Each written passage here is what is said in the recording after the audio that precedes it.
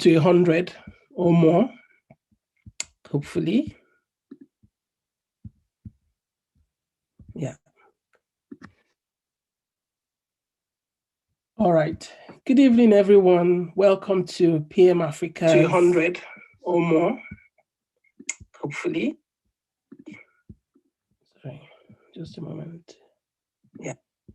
Okay, sorry. Good evening, everyone. Welcome to PM Africa. Welcome to our webinar.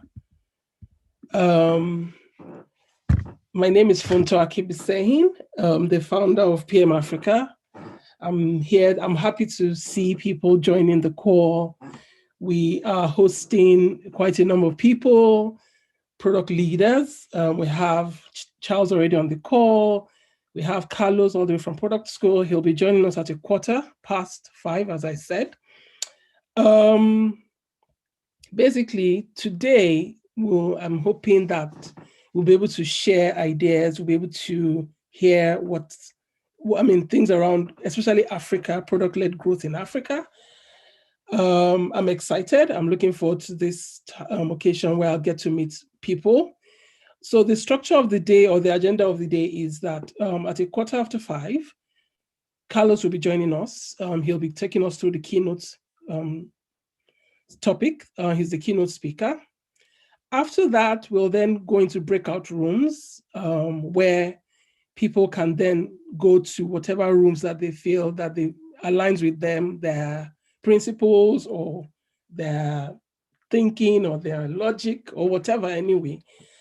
So we have topics around infusing data into product management. That's a topic that we can talk about.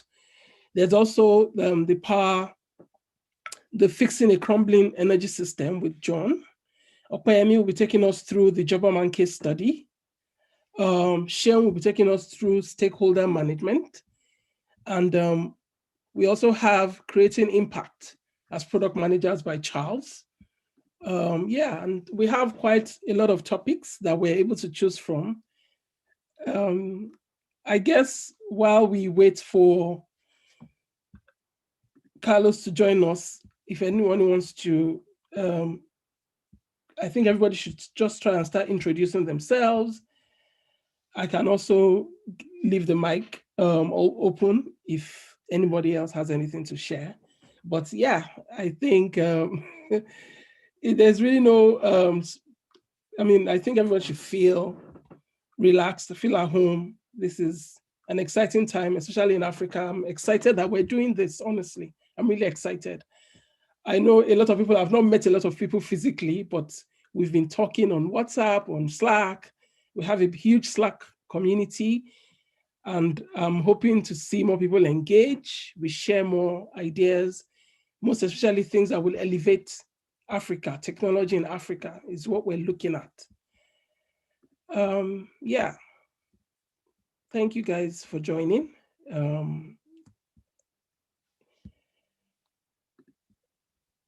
So I'm going to be making the speakers co-hosts so that they are able to share their screens and take us through on,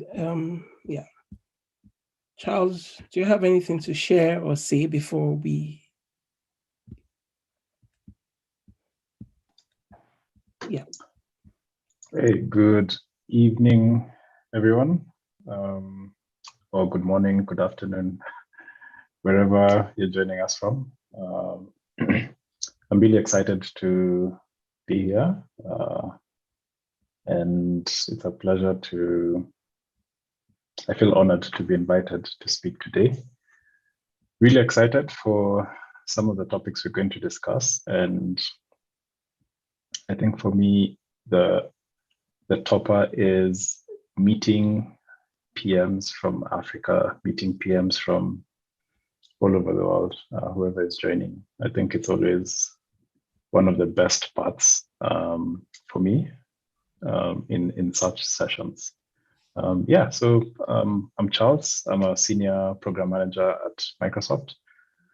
I work with the Azure Active Directory product. I've been a PM for the last 6 or so years. I transitioned from software engineering I've never looked back since, and I've really been enjoying being a PM. I consider myself a PM evangelist. I love to talk about anything PM. And for me, I learn a lot through that kind of interaction. I learn a lot through other people's experiences and also sharing my own experience. I believe we all make each other better PMs through sharing such experiences, through sharing knowledge, and whatnot. Yeah, thank you. Thank you, Charles. Thanks for accepting to also be our guest speaker. We had never met before, but I know how the product community, once we start to find each other, it's like a big family. Yeah, and so we look forward to learning from you, definitely, and also sharing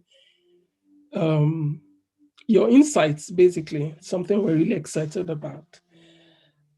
Thanks. I know John is on the call. John is also one of our guests. I'll be happy to have him speak also. John is the CEO of Plentify. Hi there. Hi, everyone. It's an honor to be presenting today and a pleasure to be on the call with all of you. I'm looking forward to getting to know you over the course of the next couple of hours. My background is I'm the CEO and co-founder of Plentify. We do smart energy stuff, which I'll tell you guys a lot about later. My background is pretty much at the intersection of energy technology and finance in Africa. So prior to Plentify, I worked for Google, running the energy business in Africa, which involved, among other things, developing technology products to expand access to electricity. And that's kind of been for the last 10 years or so, the focus of my career has been on the product side of energy and technology. And I guess the reason why I love product so much is that it's never the same. Once you've solved the problem, it's done, and you move on to the next one. And there's constant challenge, constant learning. It's the best role in the world, in my opinion. It's a pleasure to be here. Thank you. Thank you so much. It's lovely to meet you, I guess. And thanks for accepting our invite. We also have in the lineup of guests, we have Opeyemi Aweyemi. He's also here. Would you like to show your face so we can meet you and know more about you? Hi, everyone. Thanks for having me. It's an honor to be with everyone today. So as a matter of background, I think I've met at least one of the speakers, Charles. We work together at Ringia One Africa Media. So a bit of background, I've pretty much been in product in my entire career in one way or form, but mostly as an entrepreneur. So I founded Jobberman, which is the largest job site in sub-Saharan Africa out of South Africa. I also founded WooGoHost, a leading web hosting company in Nigeria.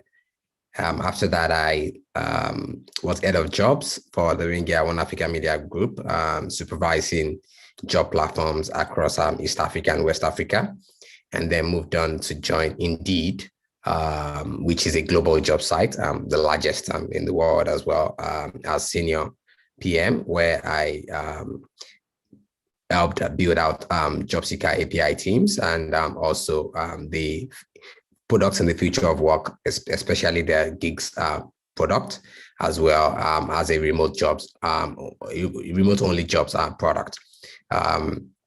I've since left Indeed. Now I'm focused on building out a digital banking service for African migrants. So it's pretty much me bringing my product experience and using that to start and help other businesses grow. From a competency point of view, I've really been focused on growth pretty much on my career. And I hope to learn from this conference today and also share. Thank you very much. Thank you, Opeyemi. Thank you so much. It's lovely to have you on our platform, and we know so much about Jobberman, and thank you. And we can't wait to actually learn from you. Thank you so much. So we have Dami, but I think our special guest or our keynote speaker has just joined. Carlos, are you there? Hi. Hi. Oh, I need to unmute. Okay, just a moment, please. I'll help you so you can unmute yourself. Just a moment. Okay. Right. Hey, everyone. Oh, yes, sorry about that. Hi. You're welcome. Thanks for joining. Yeah. So we're just about to start. We're introducing the other speakers, right? And we're aware that we have them already here. So they'll just go and introduce themselves and then since we're starting with you at 5:15, I guess. Thanks. I bet a lot of people are looking forward to hearing from you. So yeah, we'll just leave that. Dami, would you like to go next to introduce yourself and who you are? And yeah, thank you. Okay, good afternoon, evening actually. Good evening, everyone. My name is Dami. I currently work as Chief Product and Data Officer at Helium Health. My background has been a mix actually, now healthcare. Prior to Helium, I worked with Cas45 as Vice President for Data Analytics and built the data team for Cas45.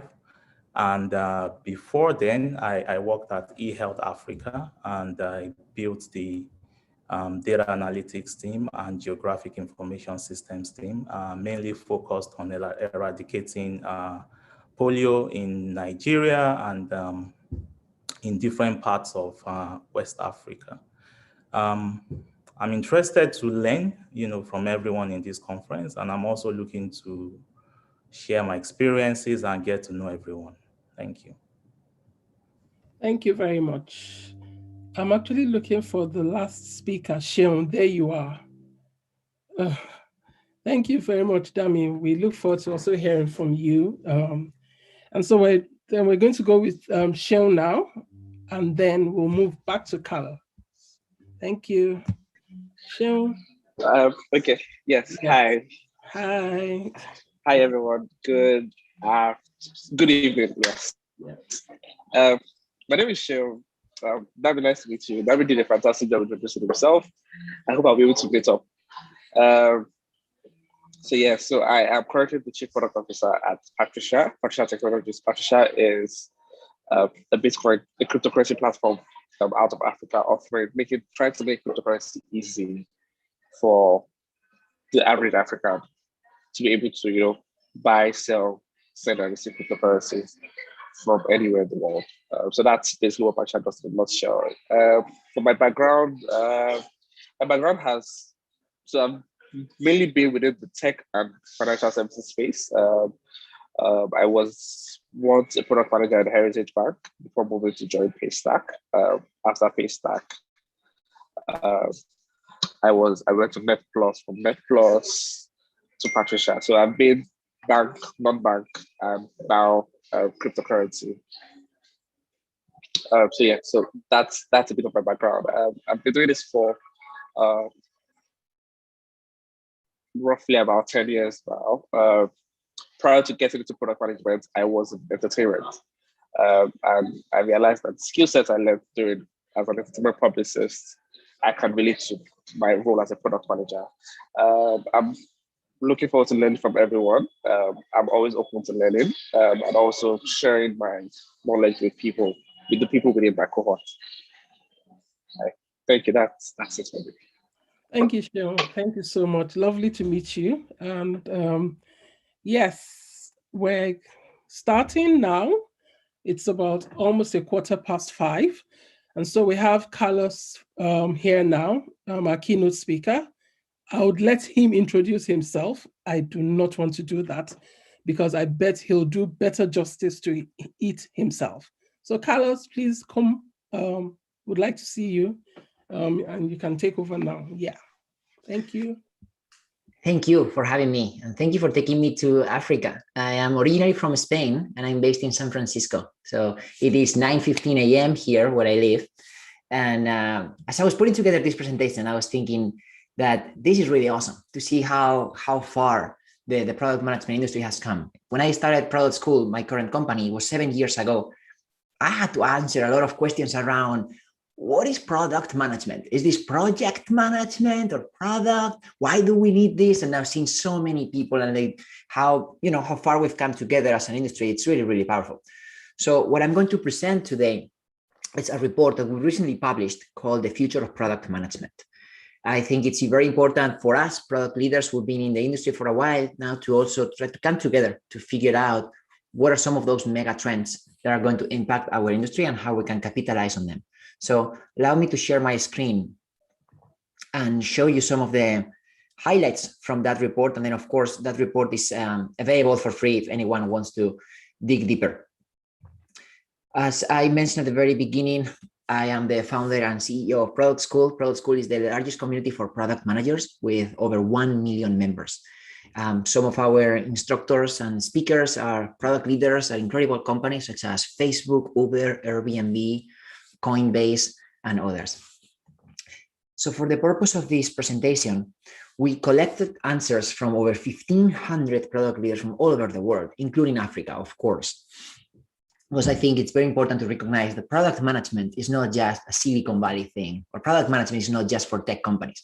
Every company is a software company these days. And especially now during the pandemic, we've exposed this, we've accelerated this trend to understand that now more companies are offering the services globally online, and that requires also a global and a diverse mindset.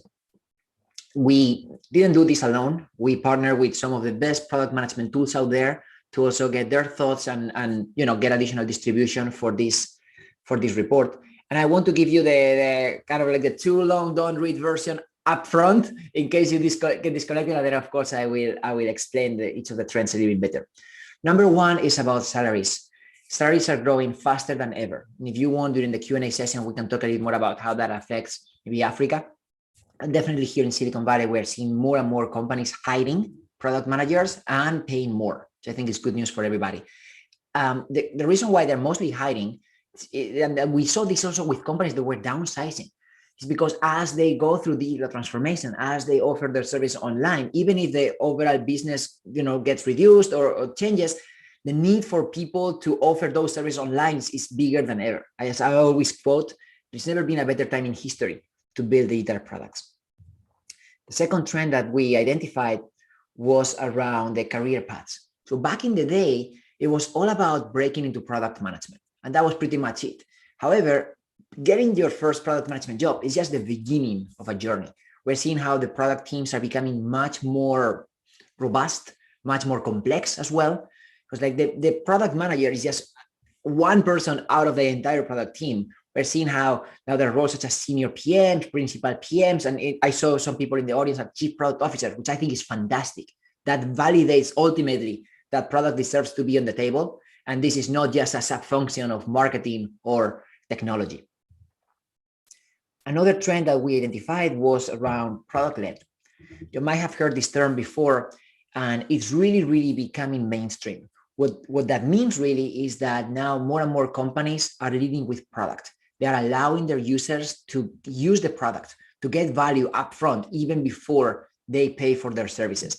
This is very different from the traditional sales-led model, which was more about users trying to schedule a call with sales, receiving a presentation, but not really being able to get their hands dirty before they decide if they want to purchase something. Number 4 is about tooling. Finally, there are tools in the market that are fully designed for product managers. We don't have to piggyback on spreadsheets or PowerPoint and other things that weren't really created for PMs. And those tools are no code. They're extremely visual, which is also allowing an entire generation of creators to build. So there's no really a software engineering requirement. You don't need to be a PhD or a software engineer or an MBA. You can really build, and you can just use a lot of the blocks, a lot of the companies that already work. So you don't have to reinvent the wheel. For example, a payment like a payment gateway, you can use something like Stripe or PayPal or others without you having to kind of build things from scratch. So that's really, really helping all of us, because there was this misconception around product managers need to be former software engineers, and that doesn't need to be the case at all. And then last but not least is about lifelong learning. I think we all recognize that we are all kind of creating this playbook. There's no playbook really. So getting into product or working in product is just small piece of the equation. We're all learning, and we're seeing how employees working product are also requesting this type of access to learning opportunities in addition to other perks. And of course, I'm talking about non-cash incentives. Cash has to be there, but we are seeing that we really want to retain talent in product. We need to invest in some of these key hires. So let's talk about the first one. Salaries and hirings are raising. These are just some stats from mostly the US. I would be curious to discuss with you how this would translate to Africa. But in particular, we're seeing that in San Francisco, the average salary for a product manager is $159,000. That's a lot of money. We're also seeing that the product manager salary is 3 times bigger than the average salary of any other profession in the US, which means that this is not only a big salary as a you know, it's an absolute number. It's also one of the top 10 jobs in the US across every single industry.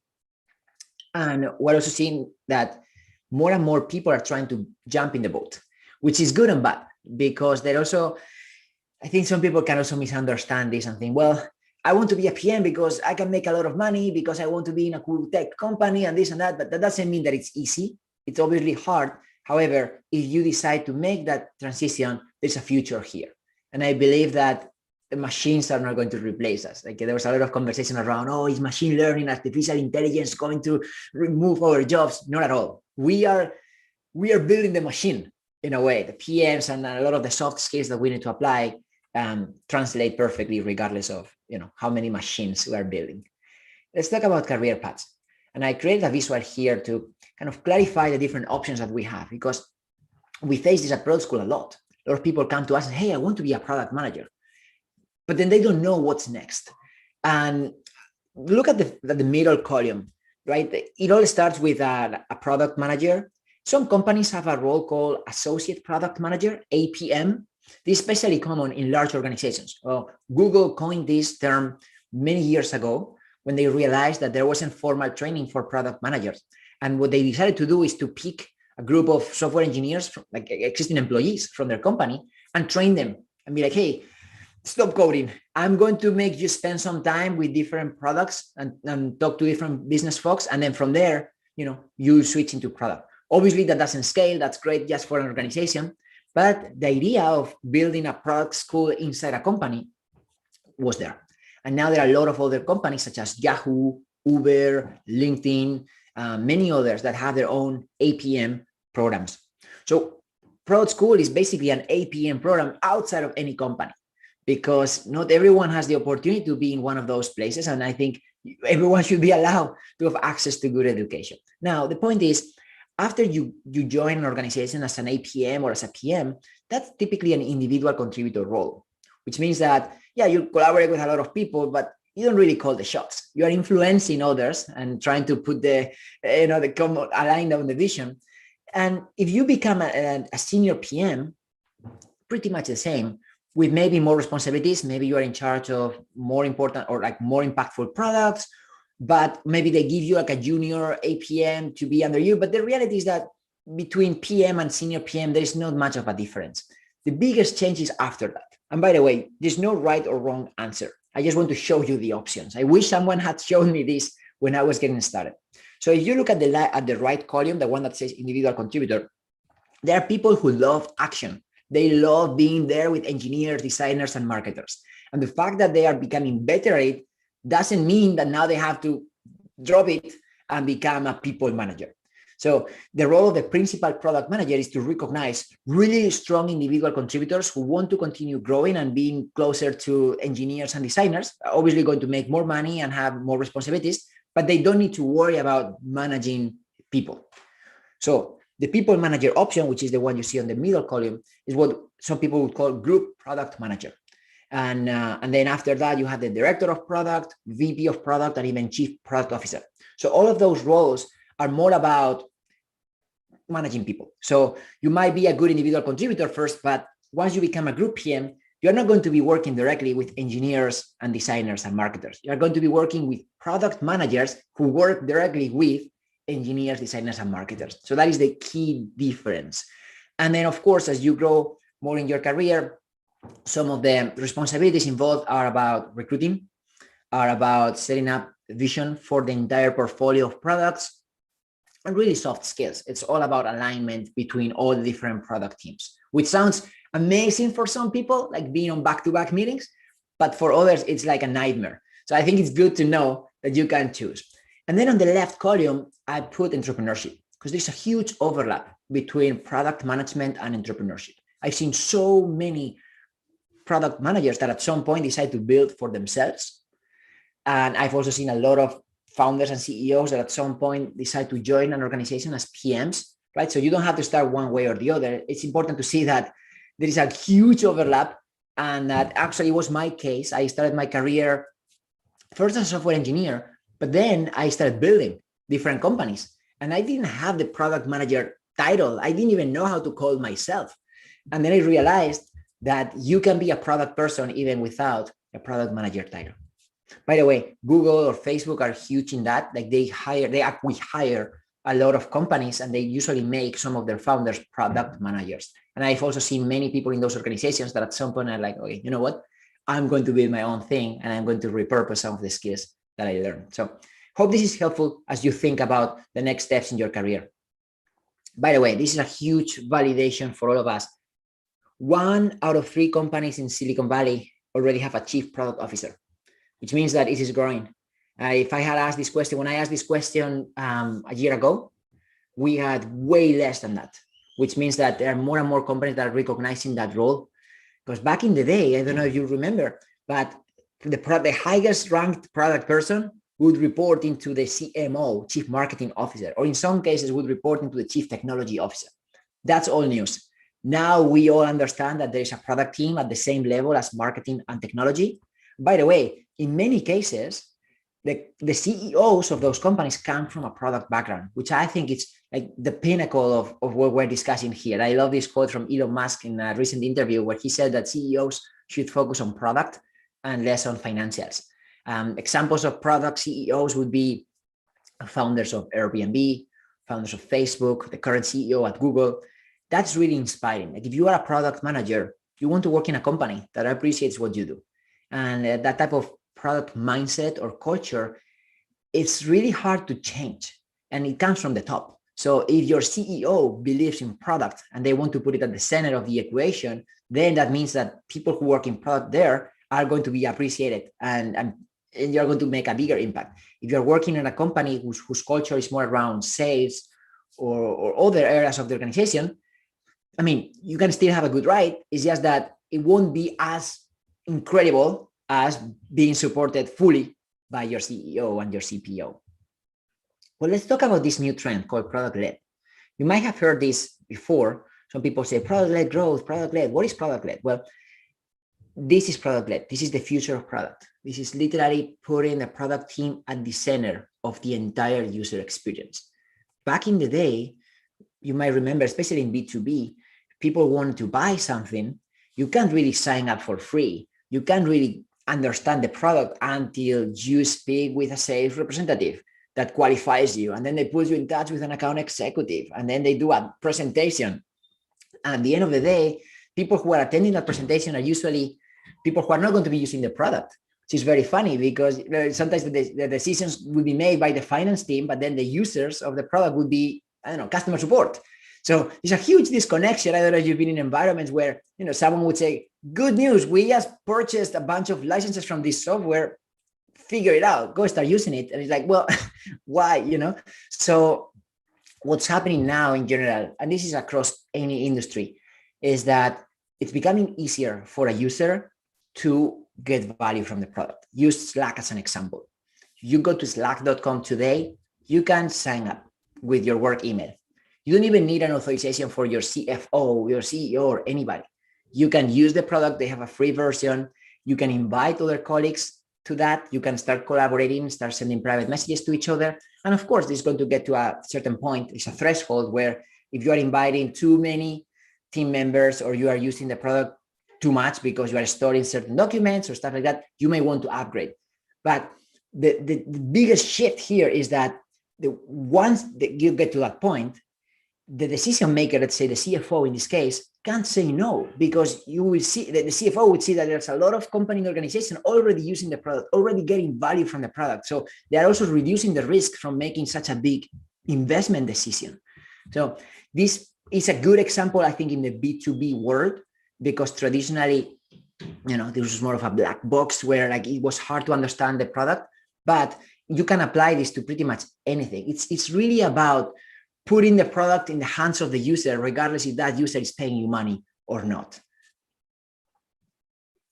One interesting stat is that 73% of the companies that we interviewed mentioned that they were either already, following this mindset or in the process. Because it's not about, 0 or 100. You can always find what makes sense for your company, but it is definitely important. It's a validating process for everybody to realize that this is not just because it's cool and product is cool, and so then let's all be product led. It's because it's just best for your business. Like if you get your users to adopt your product before they purchase, you have more chances for them to become paid customers. So ultimately, that's better ROI for your business. And by the way, eventually, some people may think, well, how does this play out with the sales team? Because if now we are putting the product in the hands of the users, do we really need a sales team? Can we just sell everything through the website? And the question is, it depends. Yes, there's going to be a lot of users that will be able to just literally pay for a product through the website and never interact with a human. But sales teams are not going to disappear at all. Sales teams are going to be in a position to have conversations with higher quality leads that need some custom solutions or bigger packages. So this technically, it's a really good thing, not just for the product team, it's also good for the sales team, because they're going to have higher quality conversations with leads that have more potential to close higher tickets, instead of trying to close small tickets that can be closed directly through the website. It's a big conversation there, because the first time a salesperson would see this, you'd be like, are you trying to replace my job? And that's not the point at all. Cool. Now let's talk about no code. No code, some people will call it this low code. Regardless of how you want to call it, it's all about making products more user-friendly and visual. I don't know if you remember back in the day, but if you wanted to run a data analysis, pretty much had to know how to use SQL as a language. You had to know how to set up databases, and it was really complicated. These days, if you want to understand how many users converted in the last week, and you want to run a quick cohort analysis to understand how many of them are churning in the next 3 months and so on, those are really valid business questions that don't really require strong technical background. There's a lot of tools out there that are very visual, that where you can literally just drag and drop. You don't need SQL, you don't need engineering knowledge, and it's really putting the power in the hands of the product manager. That's why I said that being a software engineer in order to become a product manager, it's not necessary. I believe that back in the day, just because it was just more, code intensive, but now it's really more about being business driven and understanding what your users want, and then, leveraging certain tools that will be able to help you be more efficient. But the tools in itself, you don't have to build. I think this new movement around buying versus building, which means that most of the things you want to do probably exist already. So it's easier to buy a subscription for one of those third-party tools and just plug them into your system. So you don't have to worry about maintaining them or doing like a lot of complicated things, hiring engineers or anything like that. You can just rent the product literally for a small monthly fee. If it stops making sense for you, you can always cancel the subscription or you can switch to another vendor. But it's all about you kind of leveraging these Lego blocks that already exist, so you can focus on building your own Lego block, which is exactly adding value to your user. And I'd be more than happy to discuss some of these and give you some examples, because there's still a lot of transformation and stuff happening in the product management industry with some of these tools. And let's talk about the last trend, which is lifelong learning. I'd be curious to know how these, what are the incentive packages in Africa for product managers? But here in Silicon Valley, it's very common to offer equity in addition to cash. So what we asked the product leaders was, well, in cash aside, assuming that you pay your bills, you get a salary that is fair, what are other non-monetary incentives that are important for you in order to accept an offer and stay in a company for the long term? So 78% of people, by the way, they're all PMs, 78% mentioned that they wanted access to learning opportunities, which is huge. Like if you ask this question in other departments, I can guarantee you the number will be lower. And there were more people who requested access to learning opportunities than equity in the company. And by the way, let me be clear, like when you negotiate a package with a company that hires you, it's not that you have to choose between equity or learning opportunity. They probably give you both, but it's really important to recognize that if you really want to attract and retain talent, it's important. You need to invest in them. And it is not just so you retain talent. It's also because if these are the people who are going to be driving the digital transformation of your company, and we're saying that these are the people who are going to really 10x your business, they need to really have the opportunity to think big and learn, because we are all figuring this out together. Like before I started product school, if you ask a lot of product leaders today, including some of them in the room today, how did you become a product manager? Well, each of them will have a different story. I can guarantee you they won't say, oh, I went to product school and I got my first PM job. That's happening for the next generation. But in the previous one, there was not that much access to this type of information. And I think this is really powerful and it's really going to help us accelerate innovation. So in summary, these are the five top trends that we identified from the Future of Product Management report. Salaries and jobs are growing, career paths are widening, becoming a product-led organization is becoming mainstream, tools are becoming no-code, and lifelong learning is becoming a must for product managers. So with that being said, I'll just wrap up by saying my favorite quote, which is that this is the best time in history to build digital products. Hope you enjoyed the report. If you want to access a free copy, just go to this URL, productschool.com/report, and you'll be able to read all the data. We like to do this once a year. Thank you so much, and I'll be more than happy to take any questions. Thank you so much, Carlos. Thank you. Please, if you have questions, can you please drop it in the chat? I actually was thinking that your report, was Africa included in it at all? Yes, it was. It should be included even more. Like this is the second year that we do it. The first one, we had very little representation outside the US, not just Africa, but like there wasn't really that much going on. At least we didn't get that many responses in Europe, Asia, and other parts of the world. In our latest version, we could see how the trend keeps growing and growing. So I'm very bullish the fact that next year it's going to be even more. And I think the fact that you guys are already organizing this conference, this is, by the way, my first product management conference in Africa. And I think it's amazing, and I would love to support the movement. So if there's any of you hiring PMs or looking for connections in other industries and other parts of the world, I'd be more than happy to help. I believe that we can all be stronger together. Yes, thank you. I'm sure everyone would appreciate that. There's quite a number of questions already coming in. So one question from one of the audience is, what is the future of product discovery and product delivery globally? Product discovery and product delivery, I guess. Yes. Just talking about the future. Yes. And what are your thoughts around that? Because it's a big thing in product management that you have to do a lot of discovery. There's even a new book by Teresa Torres on continuous product discovery, exactly. And so I guess he's just asking what you think the future is about around that, based on your experience. I just got distracted because I saw there was another question. Someone was asking me about the list of no-code tools. And right. I just wanted to find the URL. I just put it there, by the way, Ehidiamen, and it's called Productverse. We created literally an entire visualization of over 200 tools that are no code, that are specifically designed for PMs. And I created different categories because 200 is a big number. So you can see A/B testing, product analytics, product operations, wireframing, live chat. Just check them out. It's really, really cool to see that you have those many options. You don't have to build stuff from scratch unless you are doing something really unique. So back to the question about product discovery and product delivery. I hosted Teresa for a fireside chat last week, actually. So if you haven't read the book, which I actually recommend, you can watch the 30-minute interview that I did with her, where she clarifies some of those concepts. And I put them on the chat.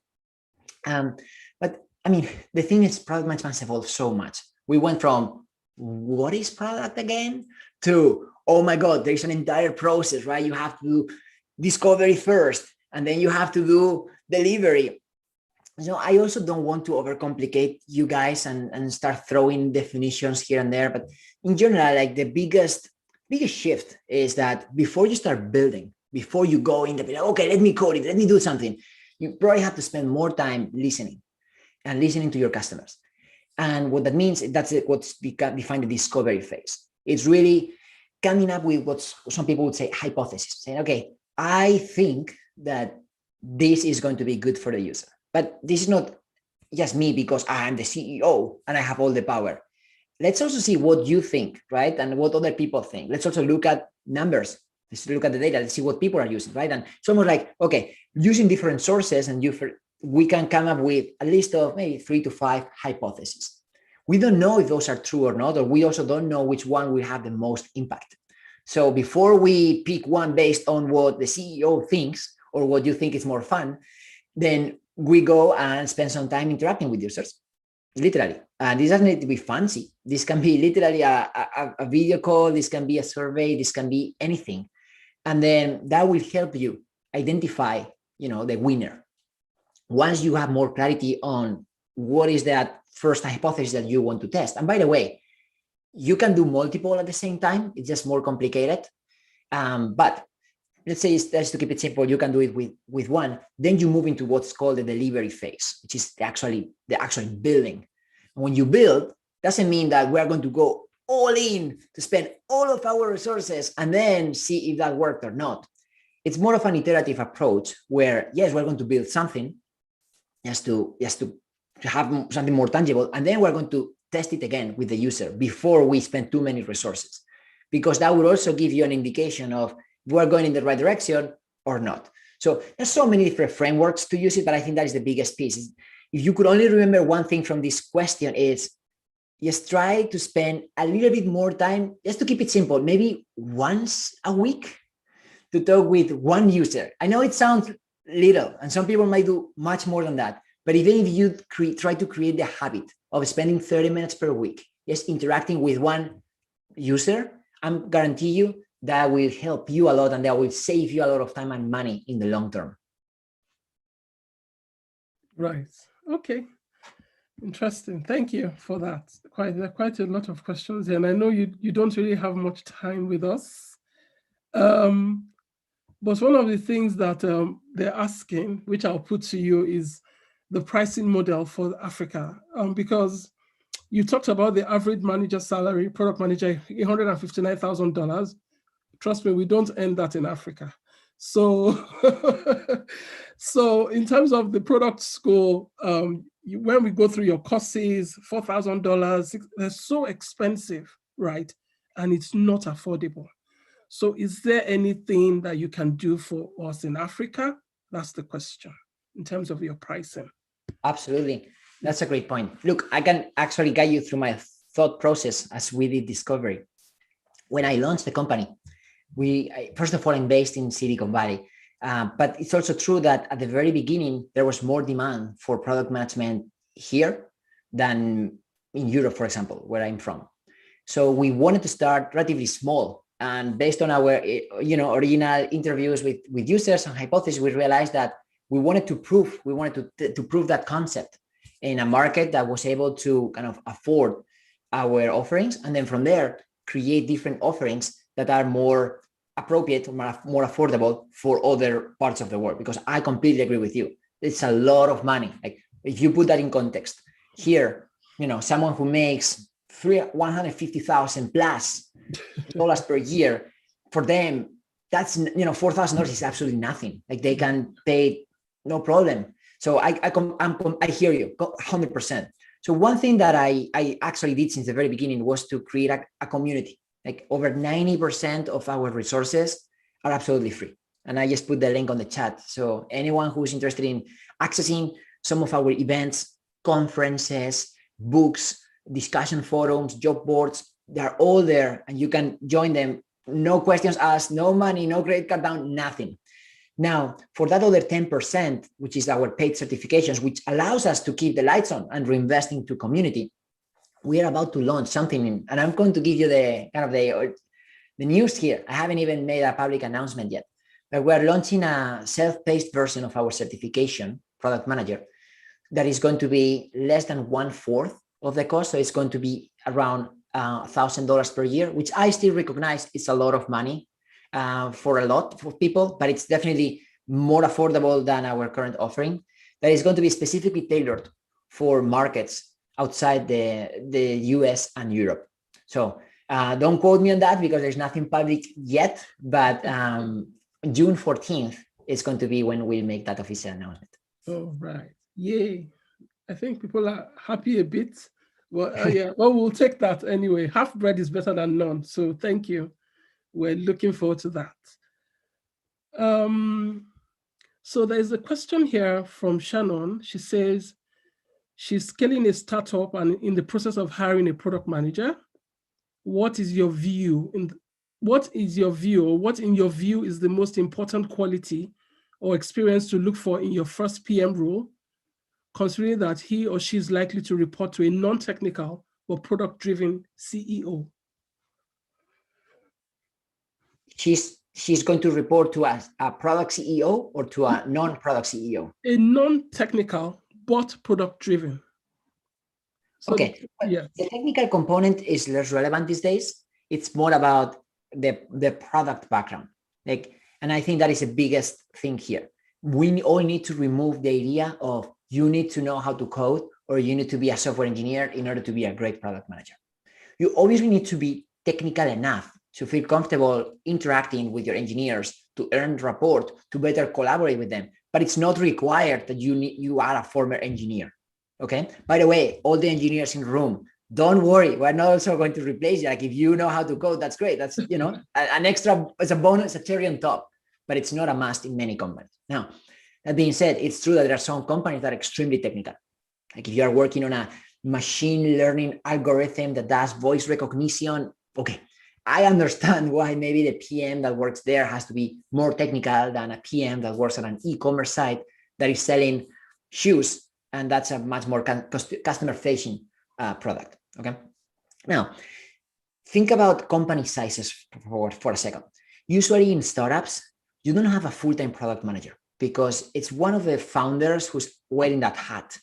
Because, you know, like at the very beginning, company equals product. Like, you know, it's only when the product starts doing well, it's only when you can prove that your users actually love your product, you start making some money or getting more traction, where you need to worry about, okay, now I need to do legal, finance, ops, recruiting, compliance, and all that other, you know, not so fun stuff.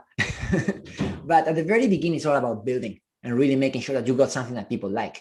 So it's only when you get to maybe at least 3 to 5 software engineers full-time when someone would say, well, I need to decide. One of the founders will either continue being the product person or we need to hire someone just to run this full-time in order to do it well. And then obviously, as the business grows and grows, there are many more product managers, and not just product managers. As I said before, the product team is made up of many other people, including business analysts, data analysts, project managers, technical program managers, you know, and so on. So I think it's very important to recognize what is the culture of the company, because most likely we're not going to be able to change that.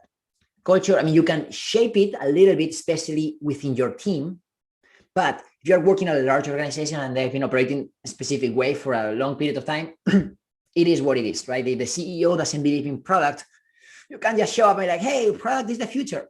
So I would encourage you to kind of get that back channel information upfront. And honestly, personally, if as a product lover, I wouldn't want to be in a company that doesn't get product. I would love to be in a place where they kind of recognize my work and empower me for working in product. And then of course there are certain negotiations that need to happen, but by default you want to be in a healthy culture that appreciates what you do, and that culture has nothing to do with how technical your CEO is. It's more about if they get product or not. Right. So when you're looking, so as a CEO, then if you're looking for a product manager, the kind of skills you should be looking for is someone that can fit into your organization, right? And not necessarily being a very technical person, because that's the call of the engineers, basically. So I hope that helps you, Shannon, in answering the question that you asked. Let me see if there are any more questions. Someone says, okay, how do you push for more customer research to your CEO who just wants us to push products because he feels he has cracked what is needed since it's an already existing market? So I guess what she's saying is, how do you convince your CEO that you want to still do more discovery, market research, user interviews, and all that, while he's pushing and telling you, you need to launch this product now. We don't have time for research. I know that happens a lot. So how can one handle this, basically? Yeah, I'm smiling because it is so true. I'm sure a lot of us have been in situations where like, we need to ship now. We don't have time for research. I know what the user wants. Well, that will humble you eventually. You can get it right at some point, and I think especially at the early stages of a company, there's a lot of hunches from the founder because we don't have the time, we don't have the resources, we think we know it all. But it gets to a point where you are getting to a certain scale where even if you have good ideas can come from anywhere. And it would be very weird to find a place where best ideas come from the CEO. That would be very weird. And by the way, at some point, it's not just about ideas, it's about data. So data beats ideas for breakfast every single day. So I think coming to that realization takes time. I used to be that person, back in the day, my previous startup, like, I know better, I'm going to do this, like this. It's called the Steve Jobs syndrome in some parts of the world. So the best way to back up your hypothesis or anything that you have to do is using data. And this data-driven culture is now becoming super, super popular in really successful companies like Google, Airbnb, Amazon. They will make you kind of collect your thoughts, use not just say, this is what I think. It's like, this is the data that backs up this thought. And this is, literally writing down what you think you should do, not to make you spend too much time on paperwork, but just to collect your thoughts and really have a healthy conversation around the numbers. So this is not personal about what you think and what I think. It's about what the numbers are telling us, right? So it takes time. It's not something, again, that you will be able to change at a macro level unless you are like in a very executive role. But this is something that you can definitely start doing in your core team. If you are the one who set up the norm around, hey, let's use some numbers to back up what we're saying. Let's also create some potential success metrics to identify what will be the outcome if we decide to pick this idea. That would change the way we all approach work. We do that at Product School. It's also very hard to do it at a high level when you are giving a talk to like so many people, but our product team actually, drinks our own champagne. So it's amazing to see not just product managers, but also engineers, marketers, or designers being like, how do we A/B test that? Or what is the numbers that support this hypothesis? What would be the success metric? I think if you can create that common vocabulary, just take baby steps. Don't need to overwhelm people with trying to make them be PMs or anything, but like just a few baby steps so everyone speaks the same language. That can make big impact. I hate, because I always tell my team, it's a time for brainstorming, and that's great. But every meeting cannot be a brainstorming where at the end of the day, the highest paid person in the organization makes an executive order, right? That's what we call the HIPPO. I don't know if you've seen it. HIPPO, highest paid person in the organization. You don't want the HIPPO to call the shots. You want the numbers to speak for themselves. Thank you, Carlos. Thank you for that. That was a good one. I don't know if we have any more questions because I want to make sure that we answer everyone's questions, really. Okay, so there's a question from Richard. He says, to what extent can we foster a product-led mindset? That's a great question. Yes, because some people are not product-focused. So how can you foster a product-led mindset? By the way, I just pasted a link to a LinkedIn post that talks about the animals in product management. It's so hilarious. You have the hippo, the wolf, the rhino, and the zebra, and they explain each of them. I hope you don't run into some of these in your daily activities, but it's good to know. How to become product-led? I mean, this is such a loaded question because you can't resolve that. And by the way, being product-led might not be the answer. for your organization. I would probably change that to how can I be a little bit more product-led? If I'm working in my product, I can give you an example about Product School. When we started the company, you couldn't enroll in our programs through the website. You had to schedule a call with a sales representative. And then you had to schedule a second call. It was just a lot of work for the users. By the way, let me quickly charge my computer. I don't want to disappear. So we evolved a lot. And we first moved from 2 calls to 1 call, which sounds like not a big deal, but it was a huge deal for us because it really changed the mindset. It prepared us for the next step. I had a vision to really be more product-led, to really give the user the power, but it was impossible for me to go from 0 to 100 in a few months.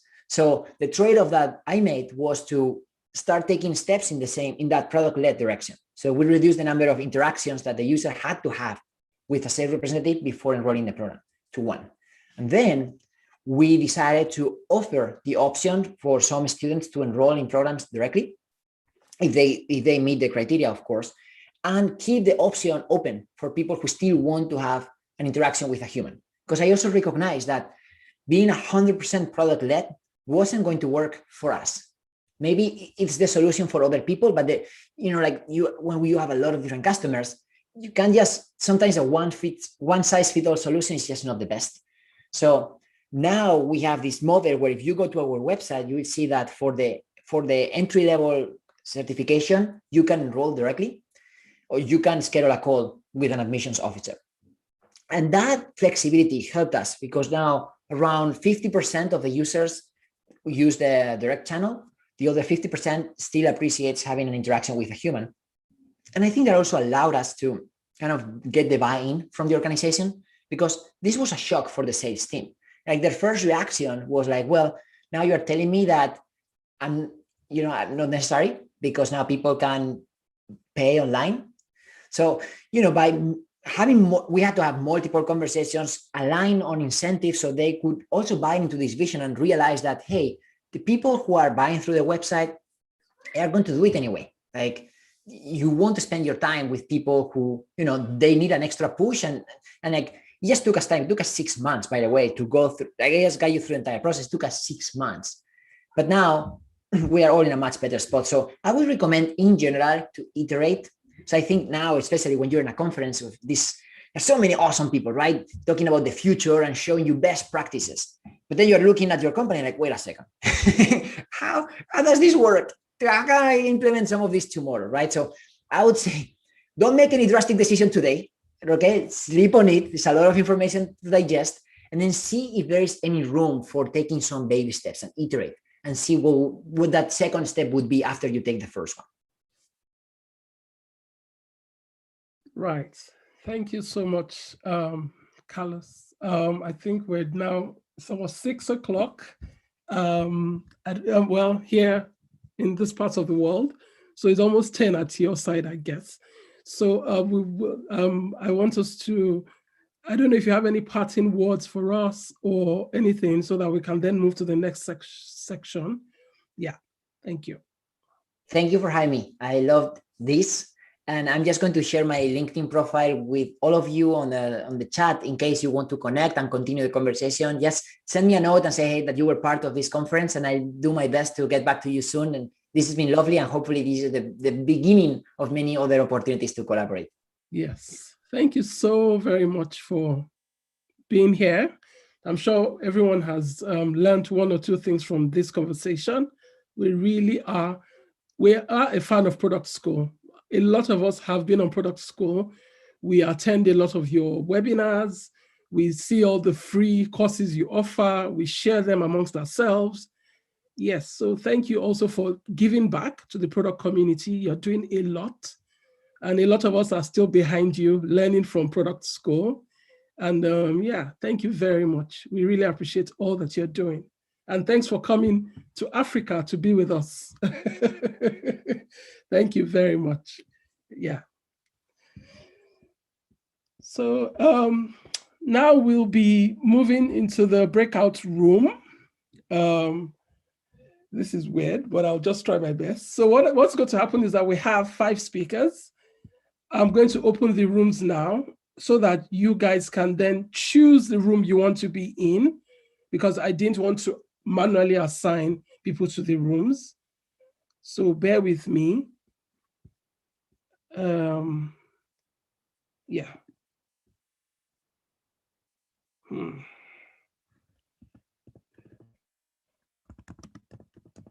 So based on your interest, please choose your room now.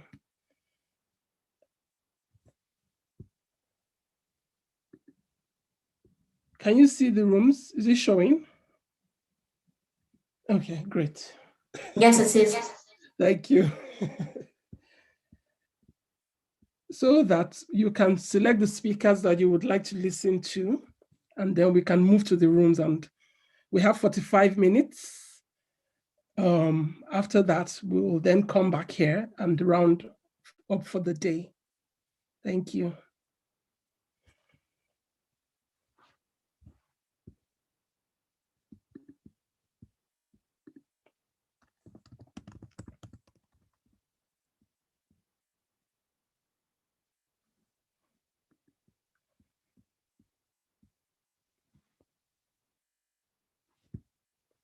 Oh, you're not seeing the rooms? Some people are not seeing the rooms. Now that is weird. Okay, what will happen is that I would rebroadcast again.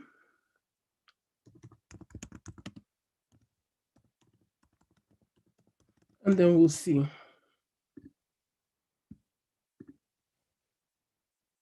Can you see it now? For those who say they can't see the rooms. Okay, so Toby wants to be assigned. Can you private chat me to the room you would like to be assigned to, or I should just assign you if that's fine with you?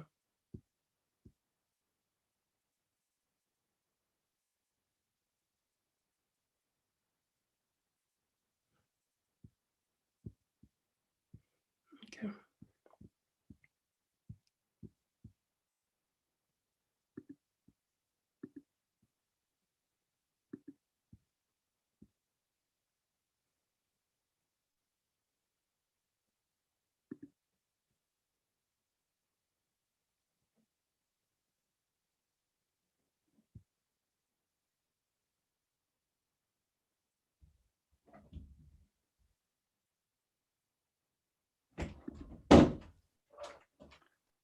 Hey, Funto. So for some okay. reason, I can't figure out how to Okay, join you know my... what? I'll just assign you to, Okay, to your please, room, thanks. basically. Thank Sorry, you. I'm struggling with this thing myself. No worries. Yeah. So I'll assign Dami to his room too. Thanks. Yes, I've done that.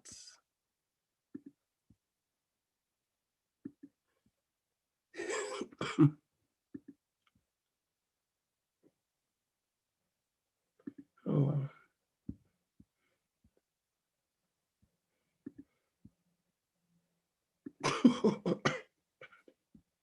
Excuse me. Sorry, I mean, mute.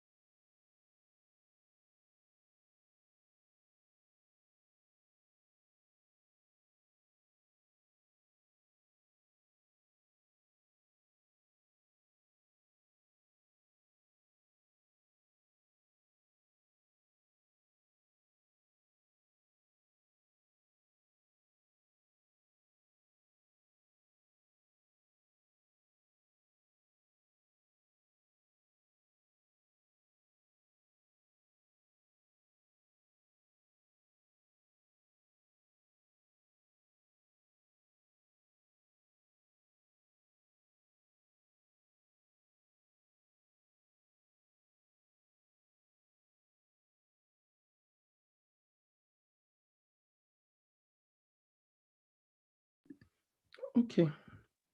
All right. Korede, I've seen that.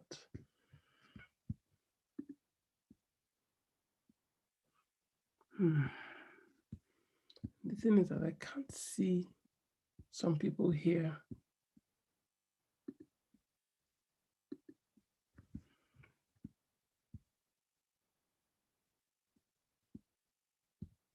I'm trying to do that. I just don't know what's going on. I'm so sorry. I'm still trying.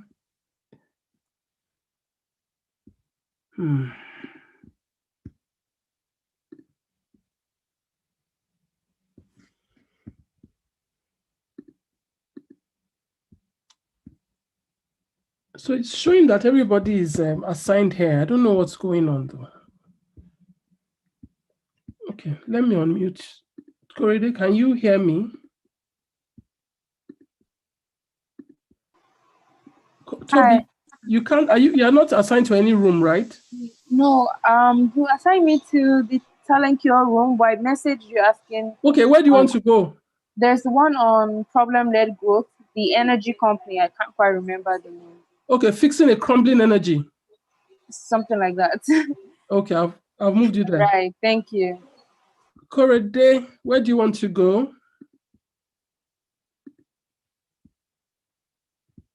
Hi, Funcha. Good evening. Hi, good evening. Where are you now? And where do you want to go to? I'd like to go to the data session with Dami. Okay, data. You're there now. Thank you. All right. Olabanji.